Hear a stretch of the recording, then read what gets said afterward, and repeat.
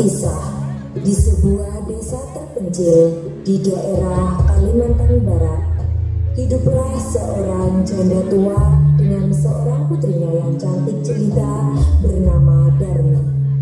Mereka tinggal di sebuah gubuk yang terletak di ujung desa. Sejak ayah Darmi meninggal, kehidupan mereka menjadi susah. Ayah Darmi tidak meninggalkan harta warisan sedikit pun. Untuk memenuhi kebutuhan hidup mereka, Ibu Darmi bekerja di sawah atau ladang orang lain sebagai buruh upahan. Sementara putrinya Darmi seorang gadis yang manja. Apapun yang dimintanya harus dikabulkan. Selain manja, ia juga seorang gadis yang malas. Kerjanya hanya bersolek dan mengagumi kecantikannya di depan cermin.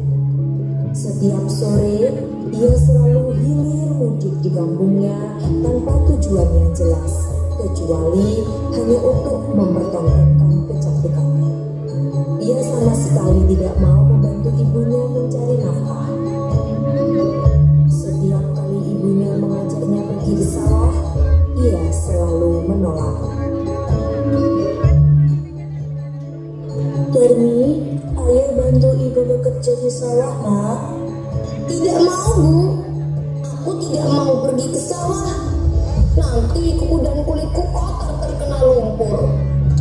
Apakah kamu tidak kasihan lihat ibu, Nak? Tidak, aku tidak kasihan.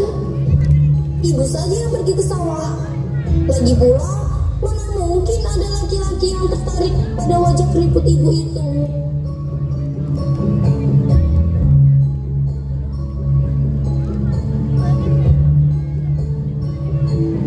Mendengar jawaban anaknya itu, sang ibu tidak dapat berkata-kata lagi. Dengan perasaan sedih, ia pun berangkat ke sawah untuk bekerja. Sementara si Darmi tetap saja tinggal di gubuk, terus bersolek untuk mempercantik dirinya.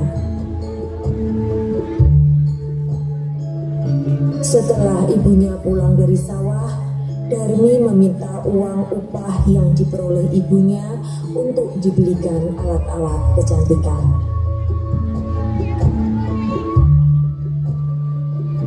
Ibu, mana uang upah itu?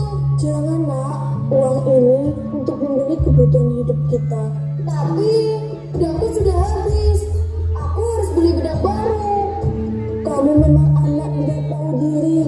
Taunya menghabiskan uang, tapi tidak mau bekerja. Ya sudah, kalau begitu belikan aku bedak terbaru. Kalau begitu, ayo temani ibu pergi ke pasar. Aku tidak mau pergi ke pasar bersama ibu. Tapi ibu tidak tahu alat kecantikan yang kamu maksud itu, Nak. Aku mau ikut ibu ke pasar, tapi dengan satu syarat. Ibu harus berjalan di belakangku. Memangnya kenapa, Nak?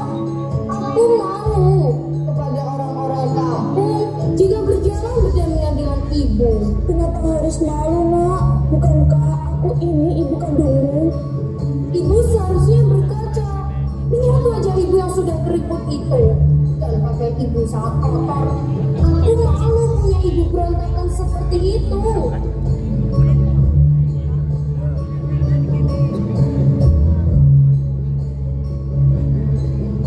Walaupun sedih, sang ibu pun menuruti permintaan. Setelah itu, berangkatlah mereka ke pasar secara beriringan. Si Darmi berjalan di depan, sedangkan ibunya mengikuti dari belakang dengan membawa keranjang. Meskipun keduanya ibu dan anak, penampilan mereka kelihatan sangat berbeda, seolah-olah mereka bukan keluarga yang sama.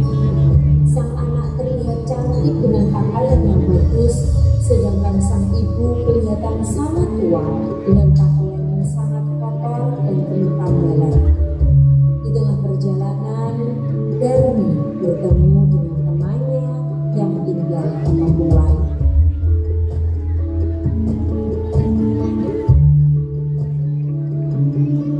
Hai Darmi, mau kemana kamu? Aku mau pergi ke pasar. Siapa yang di belakangmu itu?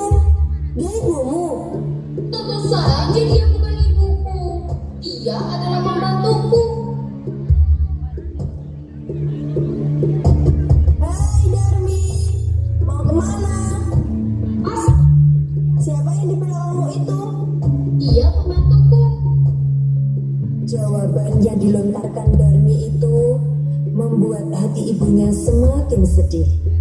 Tapi sang ibu masih kuat menahan rasa sedihnya. Begitulah yang terjadi terus-menerus selama dalam perjalanan menuju ke pasar. Akhirnya sang ibu berhenti lalu duduk di pinggir jalan. Bu, ibu, kenapa berhenti? Ibu, apa yang sedang ibu lakukan? Ya Tuhan, ampunilah hambamu yang lemah ini ya Tuhan. Hamba sudah tidak sanggup lagi menghadapi sikap anak hamba yang durhaka ini. Berilah hukuman yang setimpal kepadanya ya Tuhan.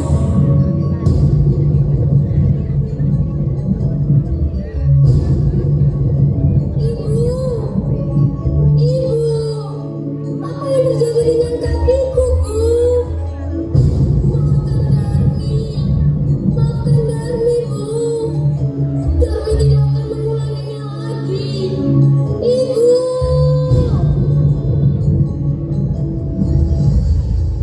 Apa hendak dibuat? Nasi sudah menjadi bubur. Hukuman itu tidak dapat lagi dihindari. Perlahan-lahan seluruh tubuh Darmi berubah menjadi batu.